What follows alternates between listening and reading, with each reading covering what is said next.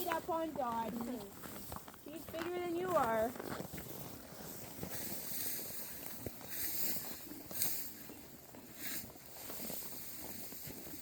Hey Grace, how are you? You're stretching out my gate. What's he doing? Well, when you feed them over the fence like that, when they shove the hay through, then they reach over the gate and they stretch out the wire.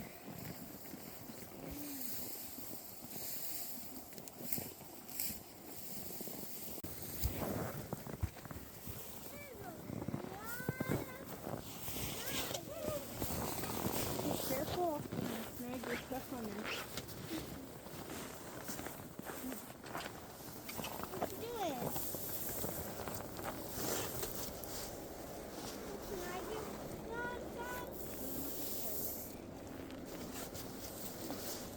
Why are you wearing some rain?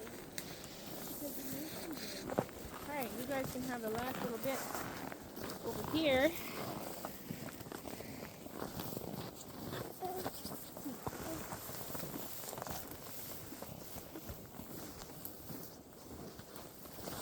Oh, you helping, Bert?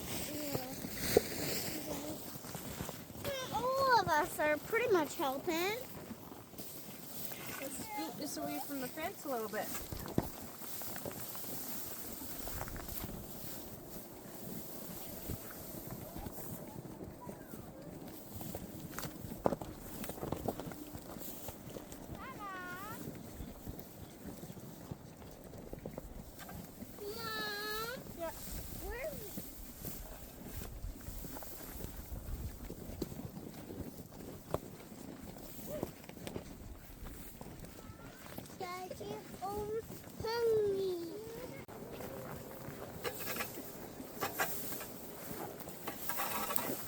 Okay.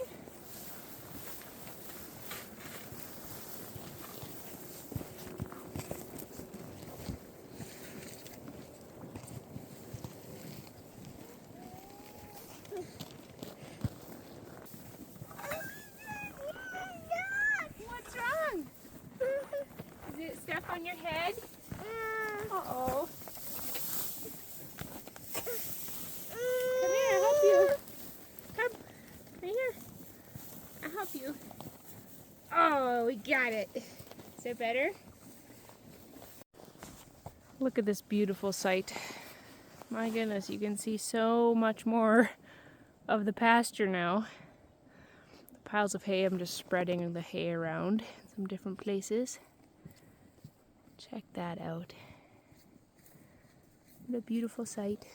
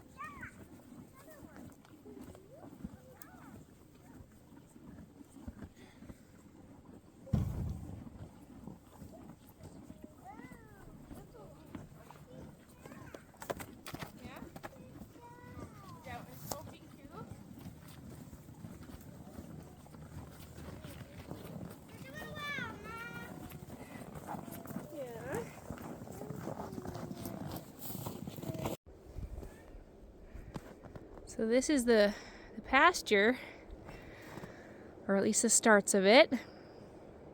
We had several big brush piles that we finally had the right conditions to be able to light them up. But this has made such a huge difference. Like, this was all heavy, heavy tree and bush and deadfall when we moved in. There was no existing fence lines, nothing at all. And we've been slowly trying to establish it for horses. I mean, we would love to have cows. I don't really think that cows are the best thing to have on a property like this. But we would have the space for like maybe one or two, like say a milk cow if we really, really wanted a milk cow down the road. A couple bottle calves, that sort of idea. Our neighbors live straight through there, or at least one set of neighbors. They have some sheep. And then we have a long, skinny lot that goes straight back this way. Whee! And so we've been working on clearing stuff. That brush pile right there hasn't been lit up yet, obviously, and there's several more. This is a pile of salvaged logs that we can chop up into smaller lengths for our wood stove. All the rest of this stuff is wood that was like tiny branches or big logs that are punky and rotten, or types of wood that just don't burn very well. We have an exuberant amount of wood to burn for fuel around here, and even if you offered it for free for people to come collect it, they wouldn't. So that's why we're just lighting them up like this, and hopefully we can put that nutrients back into the soil. And our goal is to be able to plant, like once we've kind of brush raked and raked up all the tiny sticks that have been left behind from brush clearing, that we can seed it to a nice horse pasture. And then down in the back, we're planning to clear a bunch as well. We're not going to take out every single tree. We left a nice big like spruce grove over here, this area. A bunch of spruce trees, some nice poplars, I think. We tried to leave some of the nice trees as best we could, like these ones we plan to leave. This is a fantastic natural shelter for the horses. They go in there and it's dead calm. It's not windy. It's nice and warm. Keeps the rain off of them if they need to get out of the rain. We're big on natural shelters for them. And shade as well, right? If it gets hot, they need somewhere shady to be able to go. And we're all about trying to give them natural options to go and get shelter or shade. So it's kind of the plan for back here, but it's looking a lot more open. You can see a lot more back here. A lot more sky, which is always nice. Well, especially when we're coming in here in the summer, and when we get too hot, we just go under a branch and it's shade there. That's right. So, this is all part of establishing a small farm. Like I said, none of this was here before. This was all just heavy, heavy trees and deadfall, where it was like almost impassable to even, like, for a person to walk through it. It was just so overgrown and nasty. And so to get this cleaned up and to be able to actually see some of this take flight is really, really cool. It's a big part of just our plans for this place. It's so much more utilizable, usable, whatever you want to say there. And we're excited about all that this little farm may do for our family in the coming years.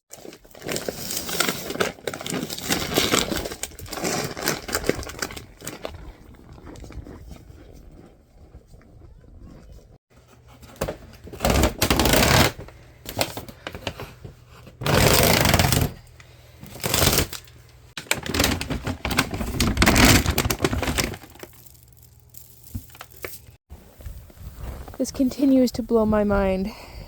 We've got Willow and Daisy, littermate sisters, and we're just a massive size difference. Robin, are you trying to sneak in there? Just checking everybody, giving them some grub. Definitely am noticing some udder developing with Bambi. Okay, you gotta hold out for a couple more weeks. Not really anything for our first fresheners yet.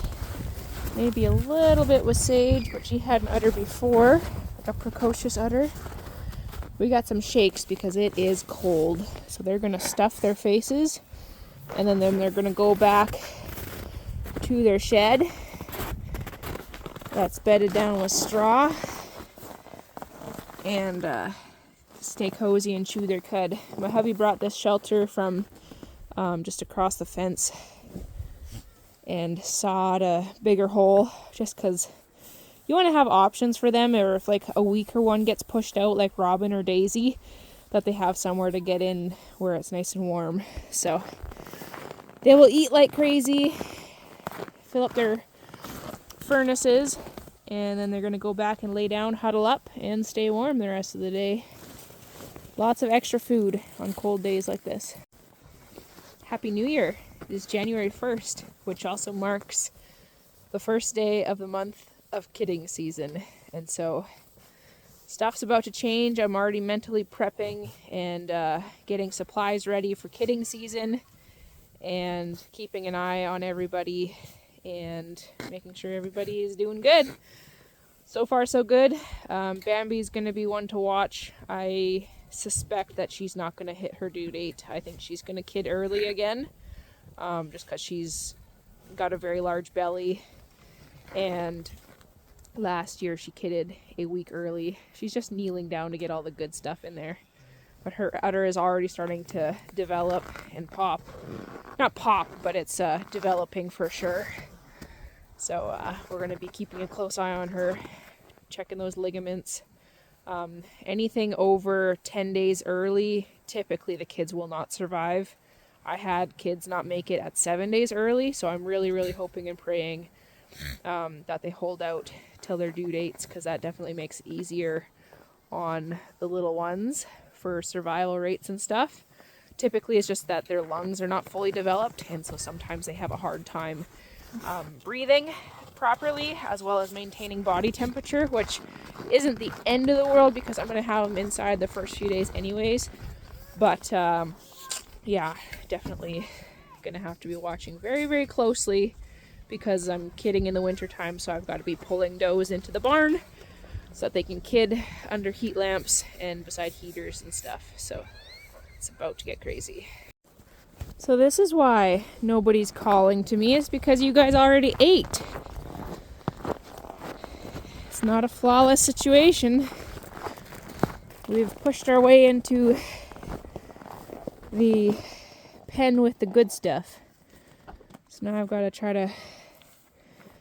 I don't want to kick everybody out because it's too cold. My fingers are freezing. Yes, my pallet fencing was not flawless, and I knew that. I just had it tied up with baler twine to divide the waterer, and they pushed hard enough that they broke that. So I guess I don't have to feed this morning, but you guys do need to move so I can set this up better. Come on. What's going on? Are you going in or out? All right. Hi, Jitterbug. You're not nursing from your mama, are ya? Let's see. She's taking a pee. I don't see any evidence of nursing. Whew. Have you grown in this last week? Oh my goodness, it sure looks like you've grown. You're almost as big as your mama. Okay, the only one that I would prefer not to be in here is Charlie, because he will just eat and eat and eat. I'm going to have to grab a halter. Alright, I just scooted this panel over. This is temporary, mind you. Kicked Charlie out because he does not need to have his head in a bale. Neither does Duke. Neither does Dottie. Neither does Raven or Grace. I left Breeze in there. If I notice any shenanigans from weaners trying to nurse, that will have to change. But so far, so good. Like I said, this is temporary. I'm going to have to fix this. But it is minus 21 right now, and it feels like minus 29. And so my fingers are freezing because I had not intended to come out here and be fixing fence and baring my hands to tie stuff up. So My husband's off work early this afternoon, and so we could tackle that this afternoon. In the meantime, I'm just going to toss these guys just a tiny little bit of breakfast because they're troublemakers, and why not? I was also going to come out here and try to deworm Jezzy and Breeze, but my hands are cold. Nora, out of there! It's for senior feed, and the pups like it. Not for you. You had your breakfast. Never mind.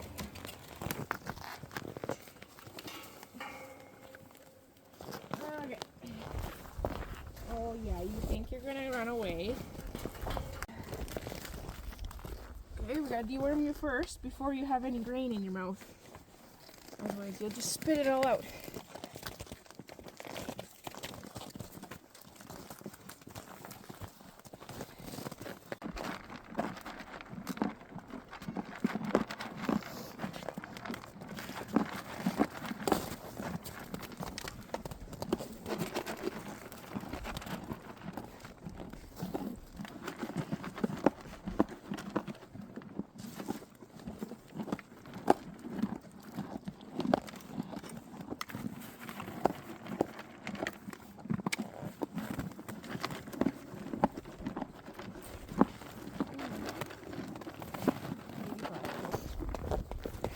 Jezzy has a blanket on again, because it's cold.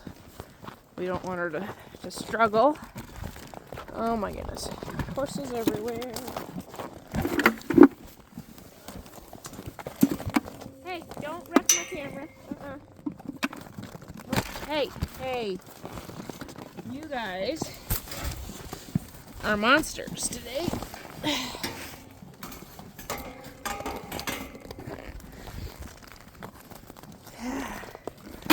Why do these things have to happen when it's minus 20, but it feels like minus 30 outside? Why? That's now too small of a pen for the 4 of them. I have some concerns about that situation. We will deal with it this afternoon. My hands need to warm up because I'm cold and my toes. I can't feel them anymore.